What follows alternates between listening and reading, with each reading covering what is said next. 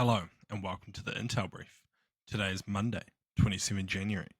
I'm your host Daniel, and let's get into the brief. Today we'll be covering a follow-on from Friday's story where M23 has claimed to take Goma, while the Congo has also claimed that Rwandan troops are in support.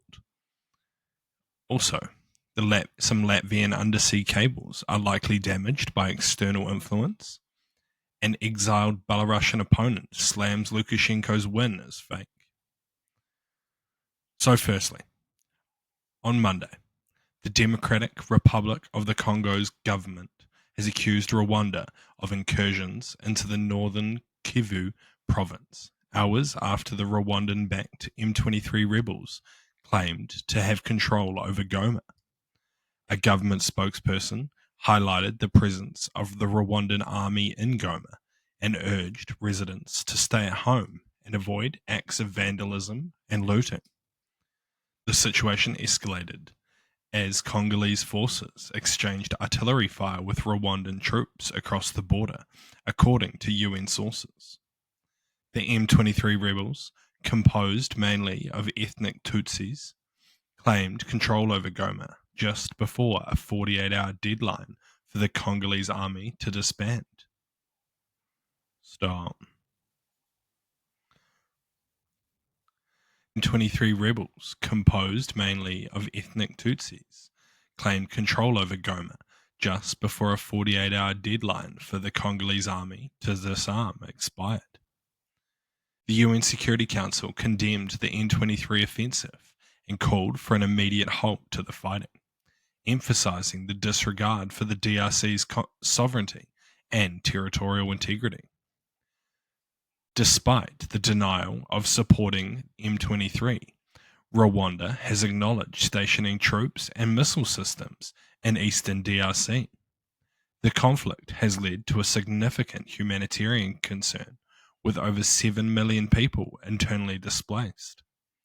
International peacekeepers from South Africa, Malawi, and Uruguay have been killed in clashes over the weekend with M23 fighters. Previously, Angolan-mediated negotiations between the DRC and Rwanda collapsed, and the fighting continues to exacerbate the already dire humanitarian crisis in the region. So what? This is a concerning situation that does not appear likely to improve in the near term. Firstly, it seems probable that without the direct support from Rwanda, M23 would not be as effective in countering the DRC army and international peacekeeping efforts. They likely lack the internal resources and funding necessary to launch such a large-scale assault on a city. Additionally, there are reports that the DRC has rejected Turkey's offer to mediate a ceasefire, asserting that African nations should resolve African problems. It appears highly likely, if not already confirmed by the time this is published, that M23 will be confirmed to have control over Goma. However, they are unlikely to advance further into the country towards the capital, due to their inexperience in maintaining long supply lines through treacherous terrain. Regardless, this situation certainly requires more attention and focus over the coming weeks. And next, on Sunday, an undersea fibre optic cable between Latvia and Sweden, owned by the Latvian State Radio and Television Centre, was damaged in the Baltic Sea. The cable, which connects Latvia to Sweden's Gotland, is believed to have been severed significantly by external damage. The Latvian Prime Minister confirmed the damage and stated that they are collaborating with Sweden and NATO to investigate the incident. This includes patrolling the area and inspecting vessels that were nearby. Sweden prosecutors have launched preliminary investigations and seized a vessel suspected of the sabotage. The Latvian Navy is also inspecting other ships in the area. Despite the damage, the company continues to provide services via alternate routes with minimal impact on Latvian users. In response to the incident, NATO has intensified its efforts to protect critical infrastructure in the Baltic Sea, following several incidents similar to this. NATO has launched the Baltic Century Security Mission, which involves deploying frigates, patrol aircraft, and naval drones to safeguard undersea infrastructure.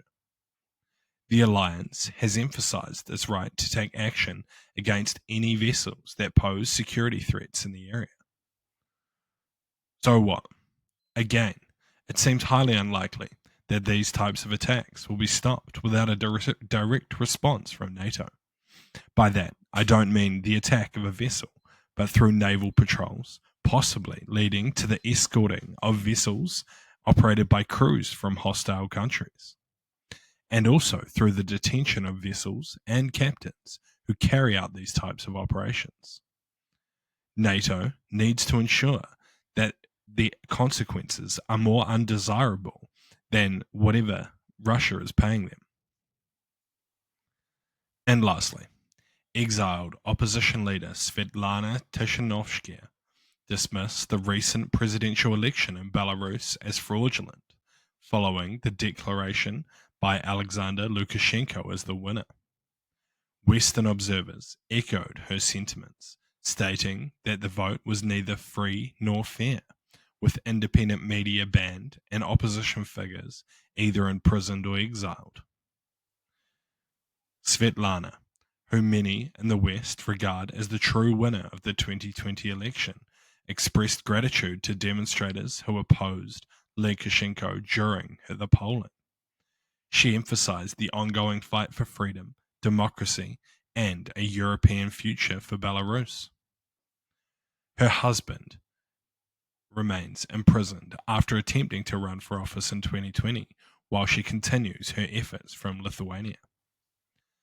The Western reactions to the election were swift and critical, with the German foreign minister calling out the lack of choice for the Belarusian people, calling it a bitter day for those longing for freedom and democracy, while the Polish foreign minister mocked the election results, questioning its legitimacy of Lukashenko's claimed 86.8% victory.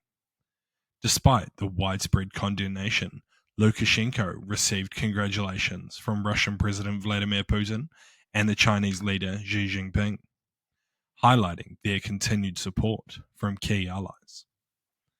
Even polymarket odds had the odds of Lukashenko winning at 99.9%, indicating that not many people, if any, were willing to bet against the election. So what? I don't think anyone believes this was free or fair, especially following the situation post the 2020 election. Regardless, Lukashenko and his supporters almost certainly don't care about the international community or their opinions. The country will likely continue to rely on Russia and China for their support, and just pray that the Russian economy doesn't implode. However, this is far from guaranteed, and in that possibility, it is likely that Belarus would also suffer significantly. Thank you for tuning in to the Intel Brief, your daily update on global geopolitics, brought to you by HM Intelligence. You can support the show by sharing it with your friends or leaving us a 5-star review. And if you're curious to learn more about intelligence, you can check out one of the courses in the description below. Thank you for listening. I've been your host, Daniel, and I'll see you next time.